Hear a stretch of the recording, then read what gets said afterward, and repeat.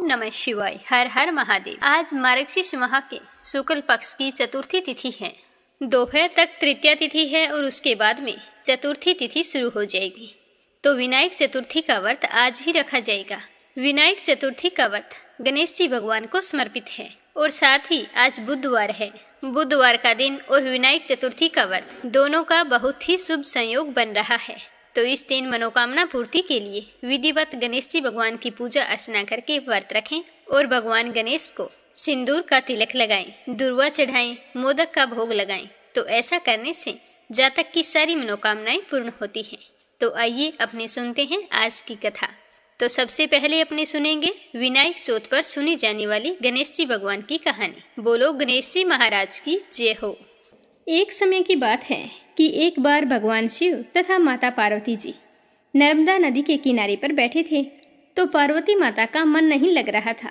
तो उन्होंने भगवान भोले शंकर से कहा कि स्वामी, अपने चौपड़ पासा खेलते हैं, इससे हमारा समय व्यतीत हो जाएगा। तो भोले शंकर ने कहा कि बात तो तुम ठीक कर रही हो, लेकिन इस खेल में हार जीत का फैसला कौन करेगा। तो शिव पार्वती दोनों सोचने लगे। तो भगवान शिव ने कुछ तिनके एकत्रित किए और उसका एक पुतला बनाकर उसकी प्राण प्रतिष्ठा कर दी और पुतले से कहा कि बेटा, हम चौपड़ खेल रहे हैं, परंतु हमारी हार जीत का फैसला करने वाला कोई नहीं है। इसीलिए तुम बताना कि हम दोनों में से कौन हारा है और कौन जीता है। तो वह बोला कि ठीक है, आप खेल शुरू करो। तो भगवान शिव और माता पार्वती जी ने चौपड़ का खेल शुरू कर दिया। यह खेल 3 बार खेला गया और संयोग से तीनों बार माता पार्वती ही जीती। तो जैसे ही खेल समाप्त हुआ तो बालक से पूछा कि हार जीत का फैसला करो। तो बालक ने कहा कि महादेव जी जीते हैं। तो यह सुनते ही माता पार्वती को गुस्सा आ गया और क्रोध में उन्होंने बालक को लंगड़ा होने का श्राप दे दिया। उससे कहा कि तू लंगड़ा होकर कीचड़ में पड़ा रहे, यही मेरा श्राप है।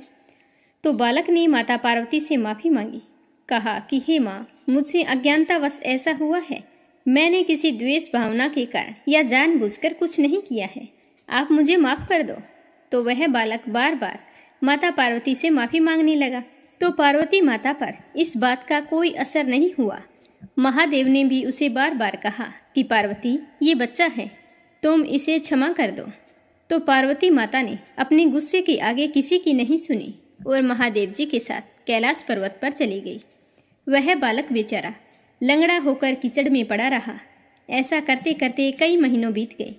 एक दिन वहाँ पर नाग कन्याएं आई और वो वहाँ पर पूजा कर रही थी।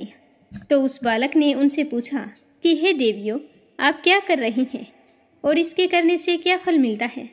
तो नाग कन्याएं कहने लगी कि पहले आप ये बताओ कि तुम यहाँ पर लंगड़े होकर कीचड़ में कैसे पड़े हो। तो उसने अपनी सारी व्यथा उन नाग कन्याओं को सुनाई। तो सुनकर उन्हें बड़ा ही दुख हुआ और वे कहने लगी कि हमारा तो आज गणेश जी का व्रत है और गणेश जी की पूजा करने के लिए यहाँ पर आई हैं। तुम भी अगर इस व्रत को करो तो इस श्राप से मुक्त हो सकते हो। तो वह बालक कहने लगा कि आप मुझे इस व्रत की पूरी विधि बताओ तो मैं आपका बड़ा ही एहसान मानूंगा। तो उन नाग कन्याओं ने उस बालक को गणेश पूजन और व्रत की सारी विधि बतला दी, फिर वहाँ से चली गई। तो वह बालक सारी विधि जानकर गणेश जी के व्रत करने लगा। उस बालक ने 21 दिन लगातार गणेश जी का व्रत की और पूरी श्रद्धा भाव से पूजा पाठ किया करता था। तो उसके पास गणेश जी को चढ़ाने के लिए दुर्वा घास के अलावा कुछ भी नहीं था, पर वह बड़े ही प्रेम पूर्वक गणेश जी को रोजाना दुर्वा घास अर्पित किया करता था। तो गणेश जी भगवान उसकी श्रद्धा भक्ति से बहुत ही प्रसन्न हुए और उस बालक को दर्शन देकर मनोवांछित फल मांगने के लिए कहा। तो उस बालक ने कहा कि हे विनायक जी, अगर आप मुझसे इतने ही प्रसन्न हैं तो मुझे इतनी शक्ति दीजिए कि मैं अपने पैरों पर चलकर कैलाश पर्वत पर पहुंच सकूं और वो मुझे देखकर प्रसन्न हो। तो गणेश जी भगवान बालक को वरदान देकर वहां से अंतर्ध्यान हो गए। इसके बाद वह बालक कैलाश पर्वत पर पहुंच गया। तो उसे सही सलामत अपने पैरों पर चलते हुए देखकर भगवान भोले शंकर को बड़ी ही हैरानी हुई। वो पूछने लगे कि यह सब कुछ कैसे हुआ। तो उस बालक ने भगवान शंकर को 21 दिन गणेश पूजा वाली बात बताई, जिसे सुनकर भोले शंकर बड़े ही प्रसन्न हुए, क्योंकि चौपड़ वाले दिन से ही माता पार्वती जी शिव जी से विमुख हो गई थी। तो शिव जी पार्वती को खुश करना चाहते थे, तो इसीलिए उन्होंने भी बालक के बताए अनुसार 21 दिन तक श्री गणेश का व्रत किया।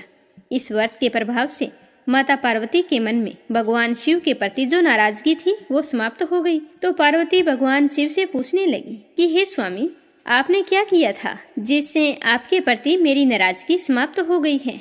तो भगवान शिव ने 21 दिन श्री गणेश व्रत के बारे में माँ पार्वती को बताया।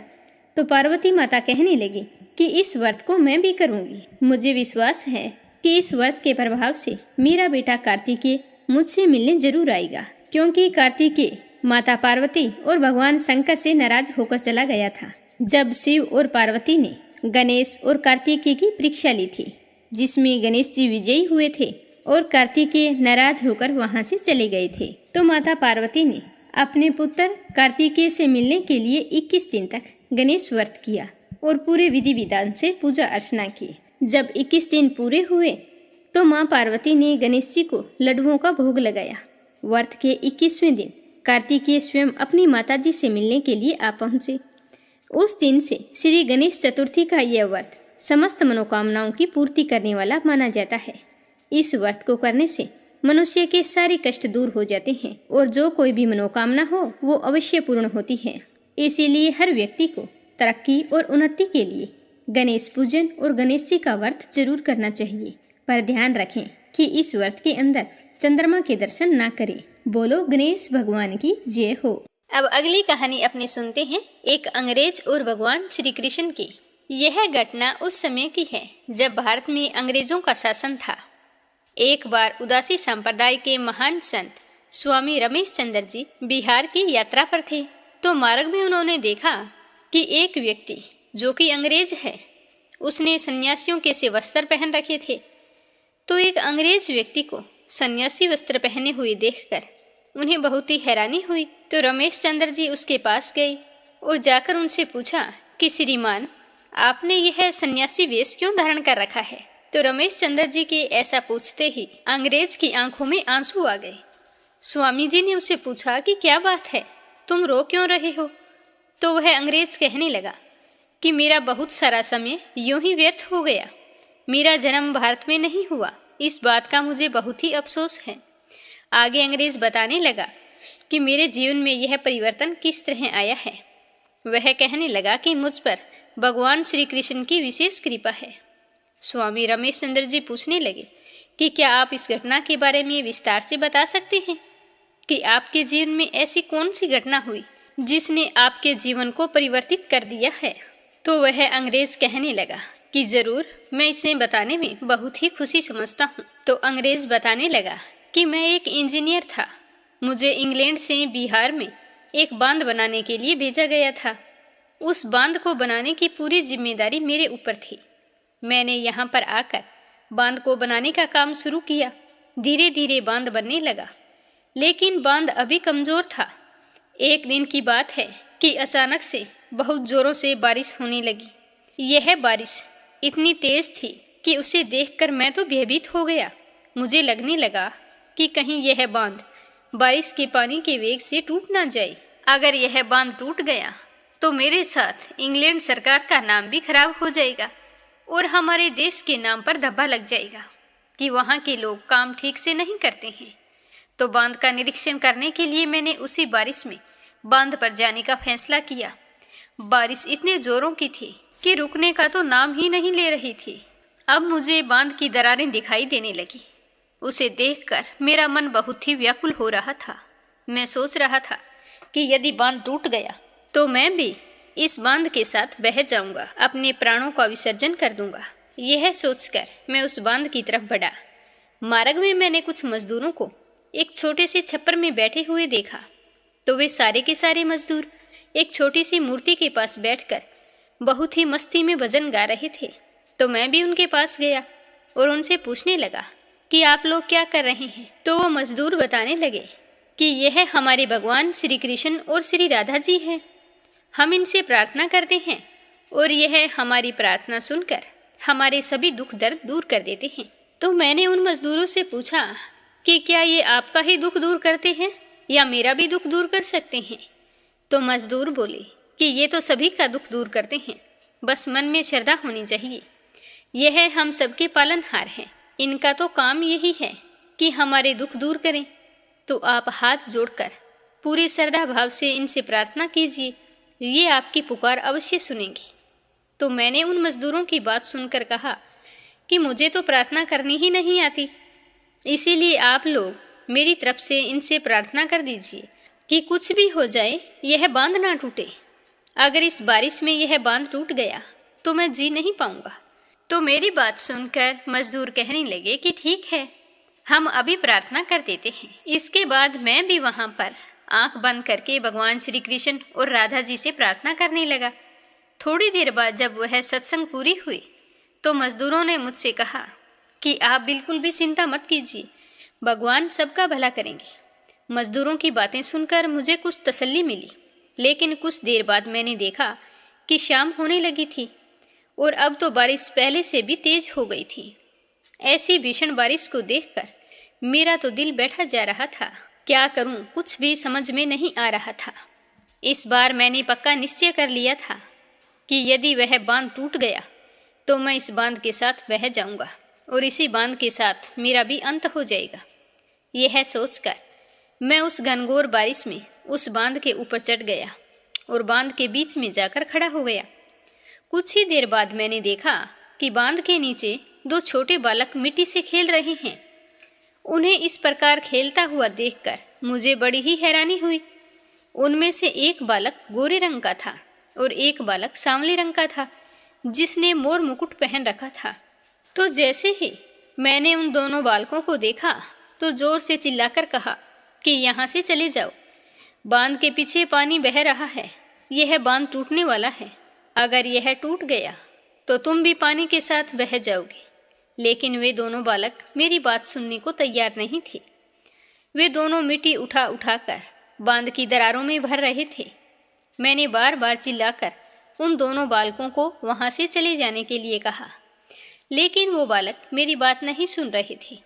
तब मैंने बहुत जोर से मजदूरों को आवाज लगाई और कहा कि जल्दी से यहाँ आओ, देखो बांध के नीचे दो बालक खेल रहे हैं, उन्हें यहाँ से हटा दो।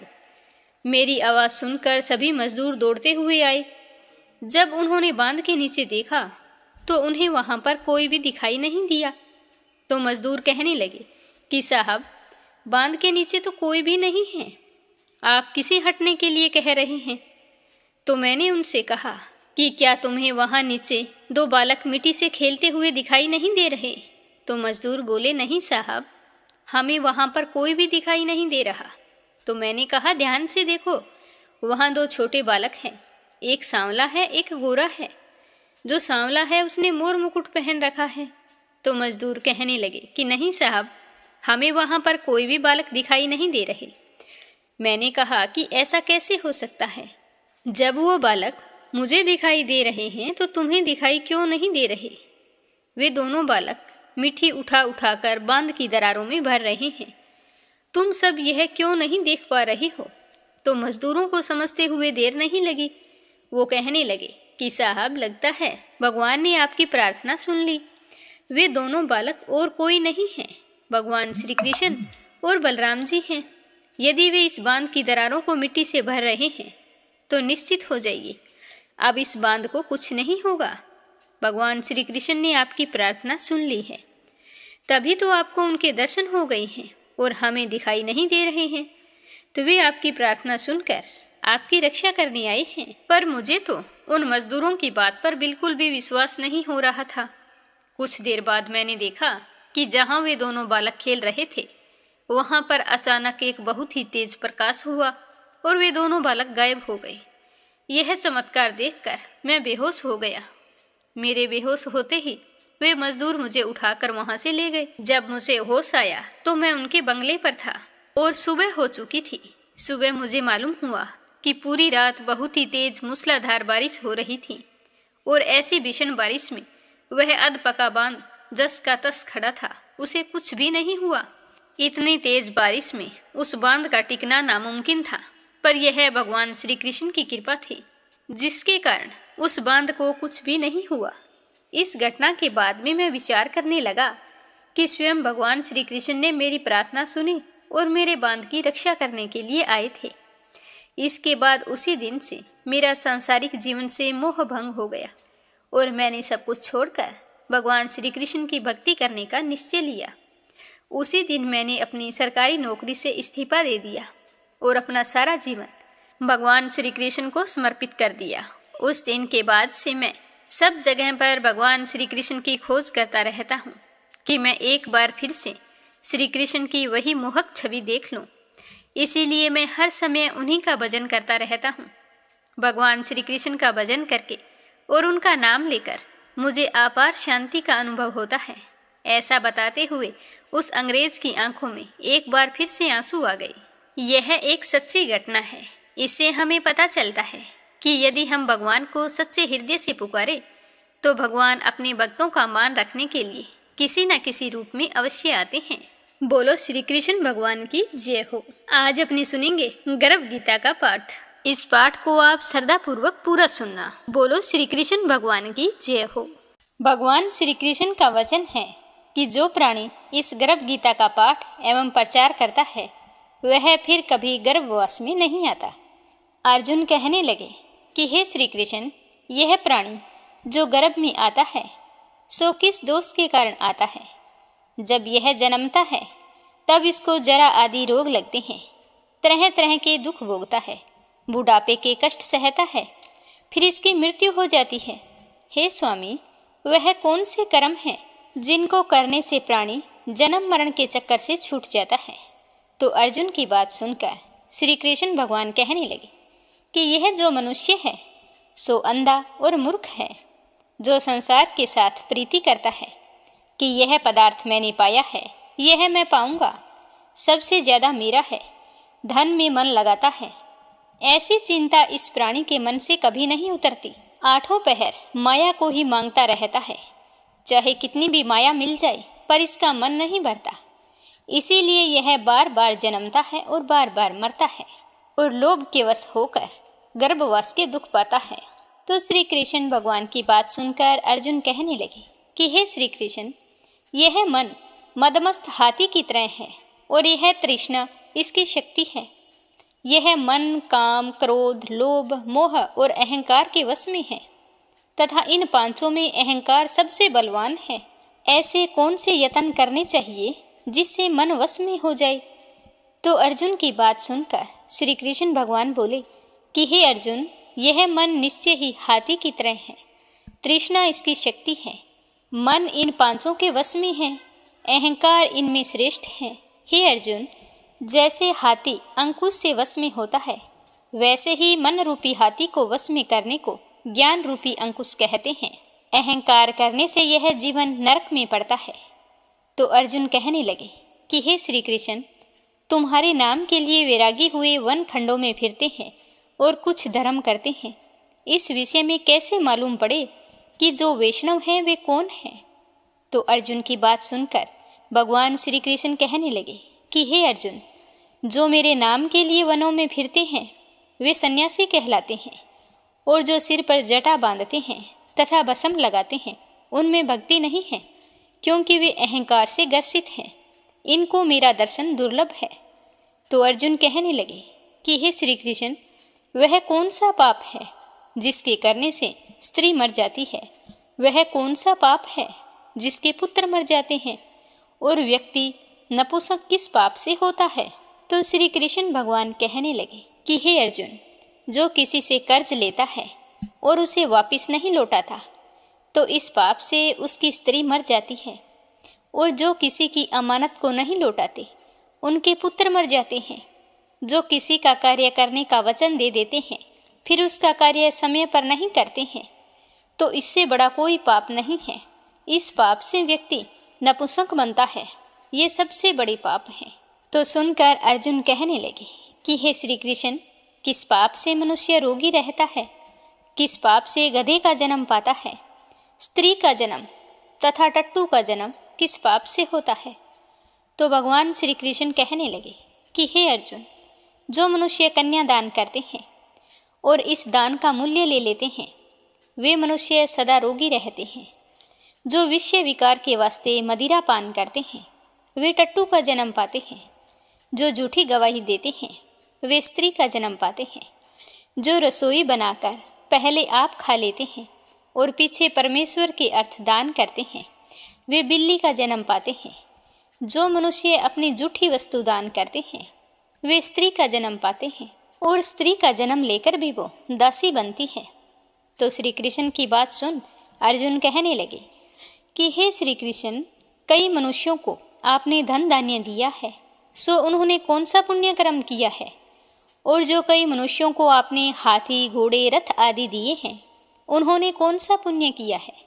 तो श्री कृष्ण भगवान कहने लगे कि हे अर्जुन, जिन्होंने सोने का दान किया है, उनको हाथी, घोड़े, वाहन मिलते हैं। जो परमेश्वर के निमित्त कन्या दान करते हैं, वो समृद्ध पुरुष का जन्म पाते हैं। तो अर्जुन कहने लगे कि हे भगवान, जिन पुरुषों की देह सुंदर हैं, उन्होंने कौन सा पुण्य किया है?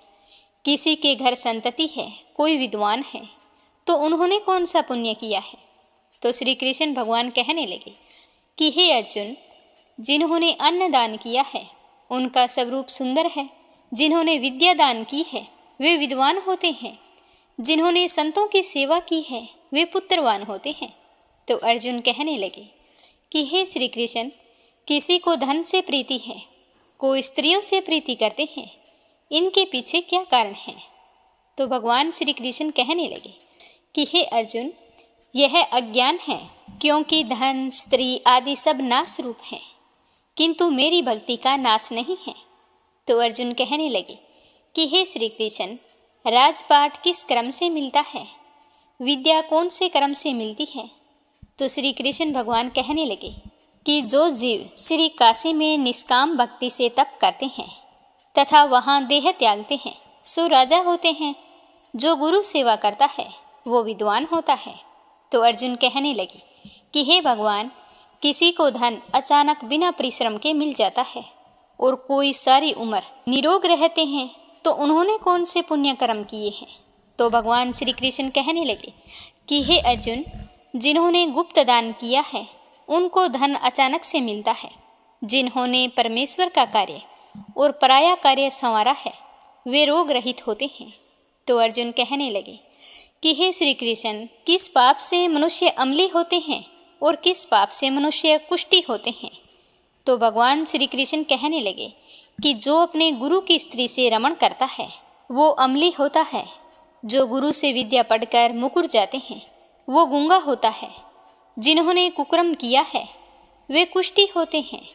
तो अर्जुन कहने लगे कि हे श्री कृष्ण, किसी के देह में रक्त का विकार होता है, वो किस पाप से होता है? कोई दरिद्री होता है, किसी की आयु खंड होती है, कोई अंधे होते हैं, कोई पंगुल होते हैं, वो किस पाप से होते हैं? कई स्त्रियां बाल विधवा हो जाती है, उन्होंने कौन से पाप कर्म किए हैं? तो भगवान श्री कृष्ण कहने लगे कि हे अर्जुन, जो सदा क्रोधवान रहते हैं, उनको रक्त का विकार होता है। जो आलस्य में डूबे रहते हैं, वे दरिद्री होते हैं। जो कुकर्मी ब्राह्मण को दान देते हैं, उनकी खंड आयु होती है। जो प्राणी स्त्री को निवस्त्र देखता है, गुरु की स्त्री पर कुदृष्टि करता है, जिसने गऊ वह ब्राह्मण को लात मारी है, वह अंधा और पंगुल होता है। जो स्त्री अपने पति को छोड़कर पराये पुरुषों से संग करती है, वो बाल विधवा होती है। अर्जुन कहने लगे कि हे श्री कृष्ण, तुम परब्रह्मा हो, तुमको मेरा नमस्कार है। पहले मैं तुमको संबंधी जानता था, पर अब परमेश्वर के रूप में जानता हूँ। हे परब्रह्मा, गुरु दीक्षा कैसी होती है, कृपया करके मुझे बताओ। तो अर्जुन की बात सुनकर भगवान श्री कृष्ण कहने लगे कि हे अर्जुन, तुमको धन्य है, तुम्हारी माता को भी धन्य है, जिनके तुम जैसे पुत्र हुए, जिसने गुरु दीक्षा पूछी है। हे अर्जुन, सारे संसार के गुरु जगन्नाथ हैं। विद्या का गुरु काशी, चारों वर्णों का गुरु ब्राह्मण, ब्राह्मण का गुरु सन्यासी है। सन्यासी उसको कहते हैं जिसने सबको त्याग करके मेरी भक्ति में मन लगाया है, सो वह ब्राह्मण जगत गुरु है। हे अर्जुन, यह बात ध्यान लगाकर सुनने की है। गुरु कैसा हो? जिसने सब इंद्रियां जीती हो, जो मोह रहित हो। ऐसा गुरु करे जो परमेश्वर के जानने वाला होवे। उस गुरु की पूजा सब प्रकार से करनी चाहिए। हे अर्जुन, जो गुरु का भक्त है, वो मेरा भक्त है। जो प्राणी गुरु सन्मुख होकर मेरा भजन करते हैं उनका भजन करना सफल है। जो प्राणी गुरु के विमुख है उनको 7 ग्राम मारे का पाप है। जो प्राणी गुरु से विमुख होता है उसके दर्शन करना पाप है। गुरु से विमुख प्राणी दर्शन करने योग्य नहीं होता। जो गृहस्थ गुरु से विमुख हो वह चंडाल के समान है। जिस जगह मदिरा का भांड हो उस जगह जो गंगाजल है वह भी अपवित्र होता है। इस तरह गुरु से विमुख का भजन भी अपवित्र ही होता है। उस अपवित्र के हाथ का तो देवता भी नहीं लेते हैं। उसके सभी कर्म निष्फल होते हैं। कुकर, शुकर, गर्दभ, काक इन सब योनियों से सर्प की बड़ी खोटी योनि होती है। इन सब से खोटा वह मनुष्य होता है जो गुरु नहीं बनाता है। हर मनुष्य को अपने जीवन में गुरु जरूर बनाना चाहिए। गुरु बिना गति नहीं होती, वह अवश्य नरक को जाता है। गुरु दीक्षा बिना प्राणी के सब कर्म निष्फल होते हैं। हे अर्जुन, जैसे चारों वर्णों को मेरी भक्ति करना योग्य है वैसे गुरु की भक्ति और सेवा करना योग्य है। जैसे सब नदियों में गंगा श्रेष्ठ है, जैसे सब व्रतों में एकादशी का व्रत श्रेष्ठ है, वैसे ही हे अर्जुन सब सेवाओं में गुरु सेवा सबसे उत्तम है। गुरु दीक्षा बिना प्राणी पशु योनि पाता है। धर्म करता हुआ भी पशु योनि में फल भोगता है। तो श्री कृष्ण की बात सुनकर अर्जुन कहने लगे कि हे श्री कृष्ण, गुरु दीक्षा क्या है? तो भगवान श्री कृष्ण कहने लगे कि हे अर्जुन, धन्य है जन्म तेरा जिसने यह प्रश्न किया है। गुरु और दीक्षा 2 अक्षर है। हरि नाम इन अक्षरों का गुरु कहलाता है। इन चारों वर्णों को जपना श्रेष्ठ है। हे अर्जुन, जो गुरु की सेवा करता है वह मेरी सेवा करता है। मेरी उस पर प्रसन्नता होती है। वह 84 योनियों से छूट जाता है। जन्म मरण से रहित नरक को नहीं भोगता है। जो प्राणी गुरु की सेवा नहीं करता है वह मनुष्य 3.5 करोड़ वर्ष तक नरक को भोगता है। जो गुरु की सेवा करता है उसको कई अश्वमेध यज्ञ पुण्य फलों की प्राप्ति होती है। हे अर्जुन, हमारे और तुम्हारे इस संवाद को जो प्राणी पढ़ेगा, सुनेगा और दूसरों को भी सुनाएगा वह गर्भवास के दुख से बच जाएगा। उसकी 84 योनि कट जाएगी। कहते हैं कि इसी कारण से इस पाठ का नाम गर्भ गीता है। इसे श्री कृष्ण महाराज के मुख से अर्जुन ने सुना है। गुरु दीक्षा लेना उत्तम कर्म है। उसका फल यह है कि नरक एवं 84 योनियों से जीव बचा रहता है और उससे भगवान हमेशा प्रसन्न रहते हैं। बोलो श्री कृष्ण भगवान की जय हो। तो यह था गर्भ गीता का पाठ। इस पाठ को हर मनुष्य को अपने जीवन में जरूर सुनना चाहिए। अब अपने सुनेंगे गंगा माता की पूरी कहानी कि गंगा माता कैसे प्रकट हुई। बोलो गंगा मैया की जय हो। भगवान श्री राम के पूर्वज सूर्यवंशी राजा सगर थे। वे बड़े ही धर्मपरायण और न्यायप्रिय राजा थे। राजा सगर की 2 पत्नियां थी जिनका नाम केशनी और सुमति था। राजा सगर के पास हर तरह का वैभव था, परंतु उन्हें केवल एक ही दुख था कि उनके कोई संतान नहीं थी। राजा सगर ने संतान प्राप्ति के लिए भगवान शिव की तपस्या करने का निश्चय किया। राजा सगर अपनी दोनों पत्नियों केशनी और सुमति को साथ लेकर वन में तपस्या करने के लिए चले गए। वन में उन तीनों ने मिलकर भगवान शिव की कठिन तपस्या की तो उनकी तपस्या से प्रसन्न होकर भगवान शिव उनके सामने प्रकट हो गए। भगवान शिव ने रानी केशनी को वरदान दिया कि उन्हें एक पुत्र की प्राप्ति होगी जो राजा सगर के वंश को आगे बढ़ाएगा। और रानी सुमति को भगवान शिव ने वरदान दिया कि तुम्हें 60,000 पुत्रों की प्राप्ति होगी। भगवान शिव से वरदान पाने के बाद राजा सगर अपनी दोनों पत्नियों के साथ अपनी राजधानी अयोध्या लौट आई।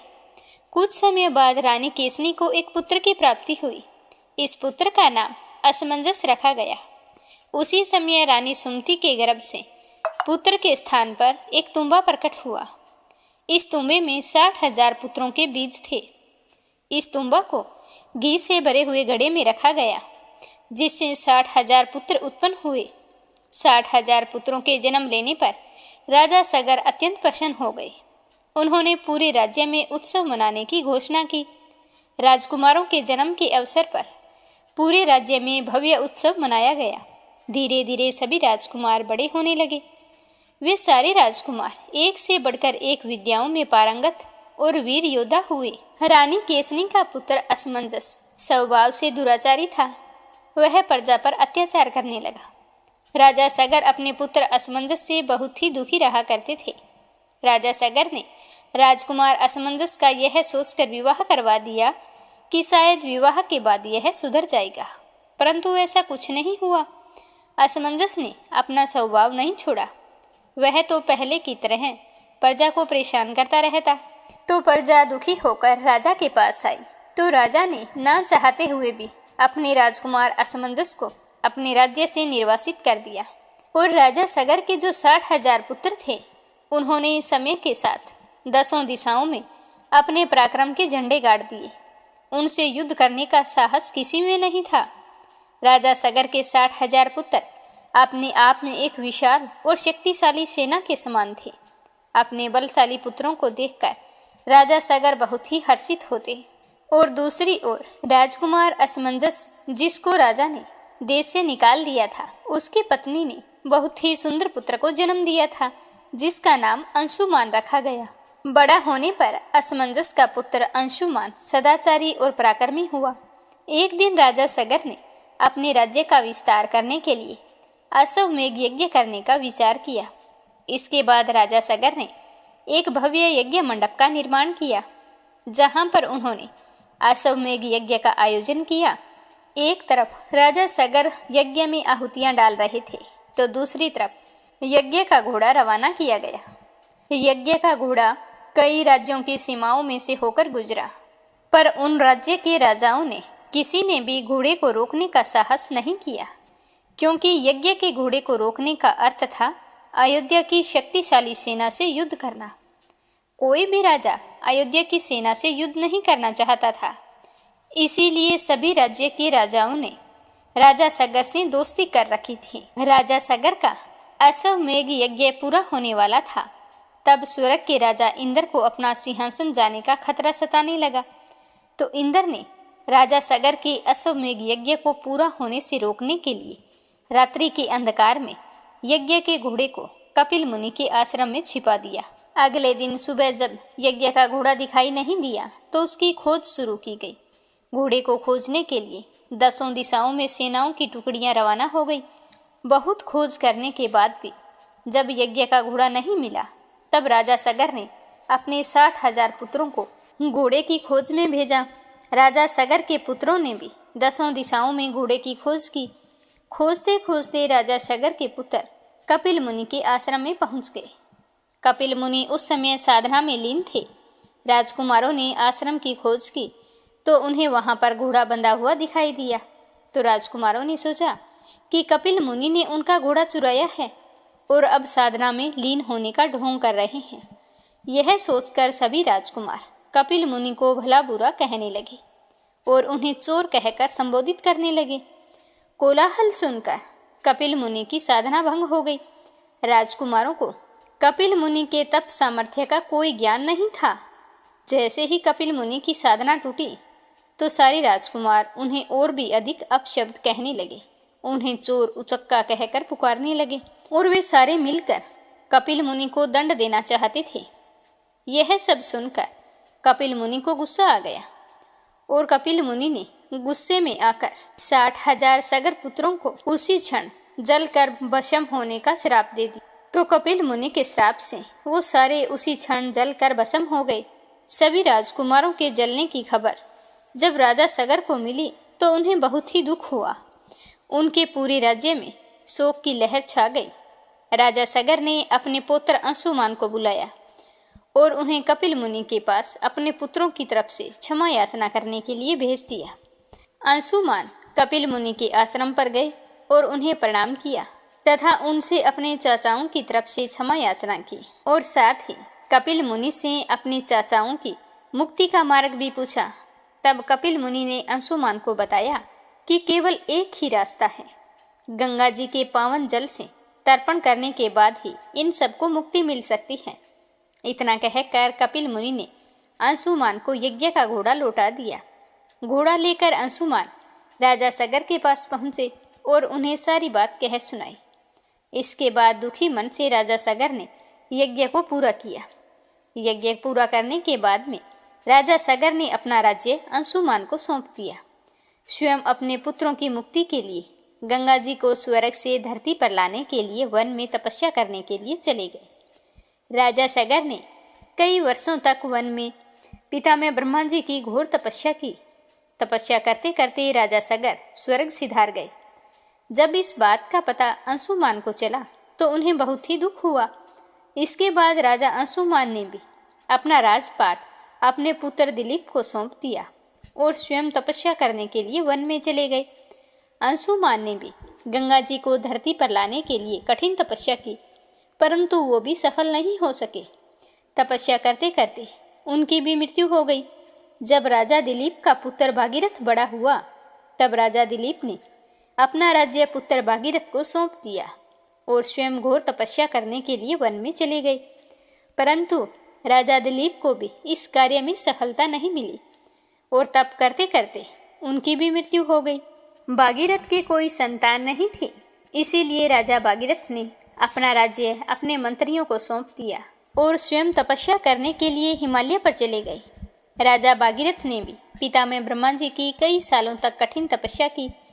अंततः पितामह ब्रह्मा जी भागीरथ की तपस्या से प्रसन्न हो गए और प्रसन्न होकर भागीरथ से वरदान मांगने के लिए कहा। तब भागीरथ ने कहा कि हे परमपिता ब्रह्मा जी, यदि आप मेरी तपस्या से प्रसन्न हैं तो मुझे यह वरदान दीजिए कि मेरे पूर्वज महाराज सगर के 60,000 पुत्रों को गंगा जी के पावन जल के द्वारा मुक्ति प्राप्त हो। साथ ही मुझे संतान प्राप्ति का भी वरदान दीजिए जिससे मेरा वंश चलता रहे। तो पितामह बोले कि तुम्हारी संतान प्राप्ति की इच्छा अवश्य पूरी होगी, परंतु गंगा जी पृथ्वी पर अवतरित नहीं हो सकती। इसमें एक समस्या आ रही है। तो राजा भागीरथ पूछने लगे कि गंगा जी के धरती पर अवतरित होने में क्या समस्या है। तो पितामह कहने लगे कि भागीरथ, जब गंगा जी स्वर्ग लोक से पृथ्वी पर आएगी तो उनका वेग इतना तीव्र होगा कि पृथ्वी उसे संभाल नहीं पाएगी और गंगा जी पृथ्वी को चीरकर पाताल लोक में चली जाएगी। इसीलिए गंगा जी के वेग को संभालने के लिए तुम्हें पहले कठोर तपस्या करके भगवान शिव को प्रसन्न करना होगा। केवल वे ही गंगा जी के वेग को संभाल सकते हैं। यह कहकर पितामह ब्रह्मा जी अंतर्ध्यान हो गए। तो पितामह की बात सुनकर राजा भागीरथ ने हार नहीं मानी। उन्होंने उसी समय से उसी स्थान पर भगवान शिव को प्रसन्न करने के लिए कठोर तपस्या करनी शुरू कर दी। फिर कई वर्षों की कठोर तपस्या के बाद भगवान शिव जी प्रसन्न हो गए और प्रकट होकर कहने लगे कि राजा भागीरथ, मैं तुम्हारी तपस्या से बहुत ही प्रसन्न हूँ। मांगो, क्या वरदान मांगते हो। तो शिव जी के दर्शन पाकर भागीरथ बहुत ही प्रसन्न हुआ और प्रणाम करके कहने लगा कि भगवान, मुझे गंगा को पृथ्वी पर लाना है और मेरे पूर्वजों का तर्पण करना है। इसके लिए मुझे आपकी सहायता की जरूरत है। तो भगवान शिव कहने लगे कि हम तुम्हारी तपस्या से बहुत प्रसन्न हैं, इसीलिए तुम्हारा मनोरथ जरूर पूरा होगा। हम तुम्हारी मनोकामना पूरी करने के लिए गंगा जी को अपने शीश पर धारण करेंगे। जब गंगा जी को पता चला कि उन्हें पृथ्वी पर जाना है तो वे अत्यंत क्रोधित हो गई, क्योंकि वे देवलोक को छोड़कर पृथ्वी पर नहीं जाना चाहती थी। गंगा जी ने निश्चय किया कि वे अपने प्रचंड वेग से भगवान शिव को भी बहाकर पाताल लोक में ले जाएगी। तो यह सोचकर गंगा जी बहुत ही प्रचंड वेग से भगवान शिव के शीश पर उतरी। भगवान शिव गंगा जी के अहंकार को भांप गए। भगवान शिव ने गंगा जी के वेग को अपनी जटाओं में समेट लिया। गंगा जी पूरा प्रयास करने के बाद भी भगवान शिव की जटाओं से मुक्त नहीं हो सकी। जब राजा भागीरथ ने देखा कि गंगा जी भगवान शिव की जटाओं में विलीन हो गई है तो भागीरथ ने गंगा जी को भगवान शिव की जटाओं से मुक्त करवाने के लिए फिर से भगवान शिव की तपस्या की। तो राजा भागीरथ की तपस्या से प्रसन्न होकर भगवान शिव ने गंगा जी को अपनी जटाओं से मुक्त कर दिया। शिव जी की जटाओं से मुक्त होकर गंगा जी की प्रचंड धारा राजा भागीरथ के पीछे पीछे चलने लगी। भागीरथ गंगा जी की धारा को लेकर उस स्थान की तरफ बढ़ने लगे जहां उनके 60,000 पूर्वज भस्म हो गए थे।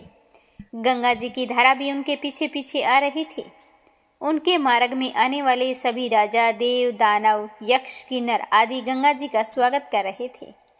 जो भी गंगा जी के जल का स्पर्श करता उसका उद्धार हो जाता। राजा भागीरथ गंगा जी को लेकर आगे बढ़ रहे थे। मार्ग में जहानु ऋषि का आश्रम था। उस समय वो ऋषि अपने आश्रम में यज्ञ कर रहे थे।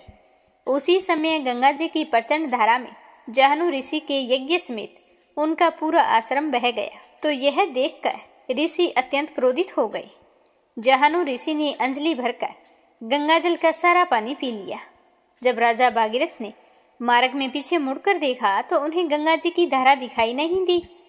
तो वो पुनः पीछे लौटकर आए तो देखा कि जहानु ऋषि बैठे हैं।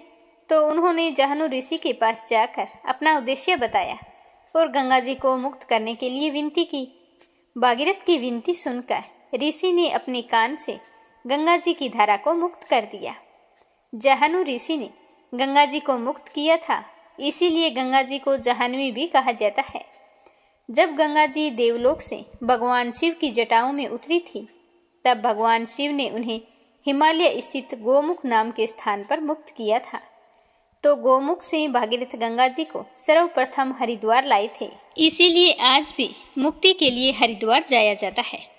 हरिद्वार से प्रयागराज, काशी, पाटलिपुत्र होते हुए राजा भागीरथ गंगा जी को कपिल मुनि के आश्रम लेकर आए थे, जहां उनके पूर्वजों की भस्म पड़ी थी। भस्म को गंगा जी के पवित्र जल का स्पर्श पाते ही राजा भागीरथ के 60,000 पूर्वजों को मुक्ति मिल गई। यह देखकर राजा भागीरथ ने मां गंगा को कोटि कोटि नमन किया। महाराज सगर के पुत्रों को मुक्ति प्रदान करके गंगा जी की पवित्र धारा गंगा सागर नाम के स्थान पर जाकर समुद्र में समा गई। आज भी मां गंगा की यह पवित्र धारा इसी मार्ग से बह रही है और पतितों का उद्धार कर रही है। प्रेम से बोलो हर हर गंगे, हर हर गंगे। लपसी और तपसी की कहानी। बोलो लपसी तपसी की जय हो। प्राचीन समय की बात है। एक गांव में लपसी और तपसी नाम के 2 भाई रहा करते थे।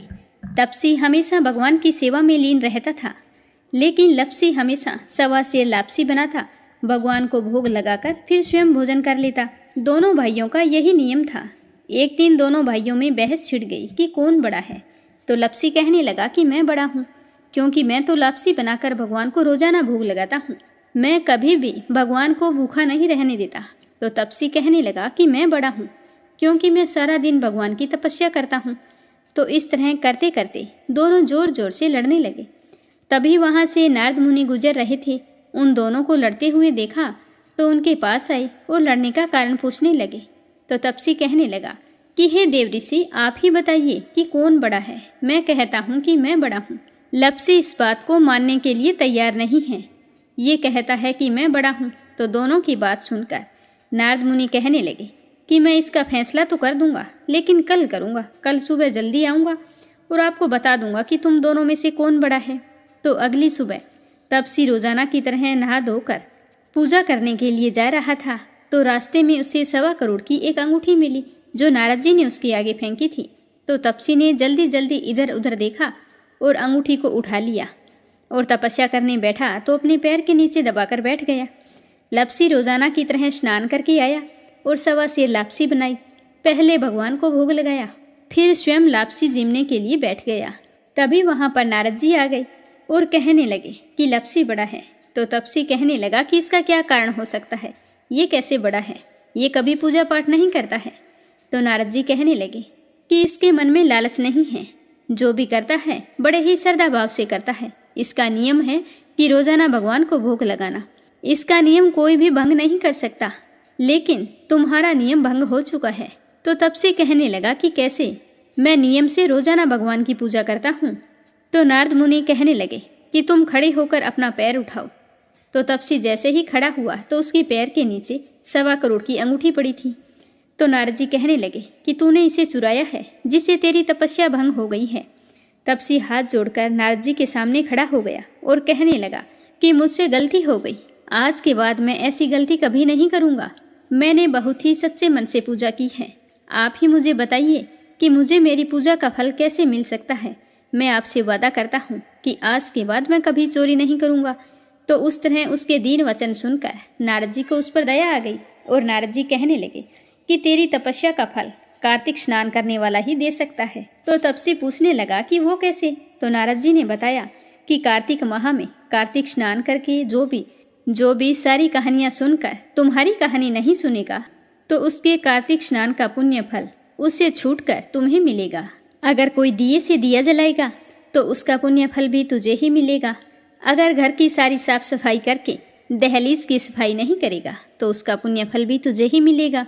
रोटी सारी बना ले लेकिन गाय और कुत्ते की रोटी ना बनाए तो उसका पुण्य फल भी तुझे ही मिलेगा। और घर पर बहन सुवासिनी आने पर उसे सूट साड़ी तीवल जो कुछ भी देते हैं भेंट स्वरूप अगर कुछ पैसे नहीं देंगे तो उसका पुण्य फल भी तुझे ही मिलेगा। तो इस तरह नारद जी ने तपसी को पुण्य प्राप्ति का मार्ग बताया, जिसे सुनकर तपसी बहुत ही प्रसन्न हुआ और भगवान की पूजा में लीन हो गया। तभी से कहा जाता है कि हर व्रत कथा और कहानी के बाद में लपसी तपसी की कहानी जरूर सुननी चाहिए। इस कहानी को सुने बिना हमें चाहे कार्तिक का महीना हो या वैशाख का महीना हो, हमें उसके स्नान का पुण्य फल नहीं मिलता है। जब कहानी समाप्त हो जाती है तो इस तरह से कहना चाहिए कि लपसी का फल लपसी को मिले, तपसी का फल तपसी को मिले। हमारी कहानी का, हमारे पूजा पाठ और हमारे व्रत का पुण्य फल हमें मिले। तो आज का अध्याय समाप्त हुआ। कल फिर मिलेंगे अगले अध्याय के साथ। और इस वीडियो को ज़्यादा से ज़्यादा अपने मित्रगणों में, रिश्तेदारों में शेयर करें। कान्हा जी आपकी सारी मनोकामनाएं पूर्ण करें। कल फिर मिलेंगे अगले अध्याय के साथ। आप सभी की मंगल कामना के साथ ओम नमः शिवाय। हर हर महादेव।